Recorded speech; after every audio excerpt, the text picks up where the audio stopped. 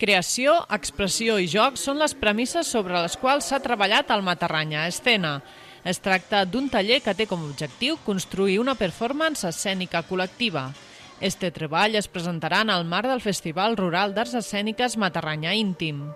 Talleres previos a que empiece el Matarranya Íntim y tratar de convocar a la comunidad para que se sume a este proyecto, que en 2 días se hace un montaje escénico con un montón de trabajo de ejercitaciones y de dinámicas para conocer en 2 días a 20 personas que se juntan con la propuesta de realizar un taller de artes escénicas vivencial y luego llegar a un cierre, a una performance. En la seva tercera edició ja s'ha donat a conèixer per tota la comarca del Matarranya, amb una participació de més de 25 persones.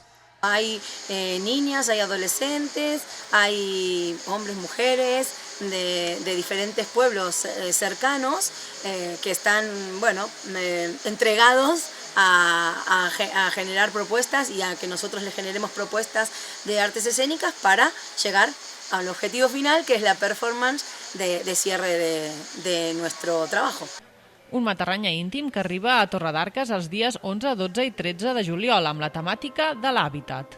Este año el trabajo es el hábitat y es cómo habitamos nuestro cuerpo, dónde habitamos el espacio, qué nos implica estar en un ámbito rural, qué nos implica estar en un pueblo. Hay personas idóneas del lugar, entonces también traemos cosas que se apropian del espacio. Hemos leído cosas de Torres de Arcos porque estamos aquí y también es importante para nosotras como equipo, cuando nos involucramos en un espacio, pues entrar in situ al lugar. Entonces, como vamos a habitarlo y vamos a estar dentro. Al llarg de les 13 hores que ha durat este taller s'han treballat diferents disciplines com la dansa, el teatre, l'oralitat, l'expressió corporal, la improvisació o el clown, entre d'altres.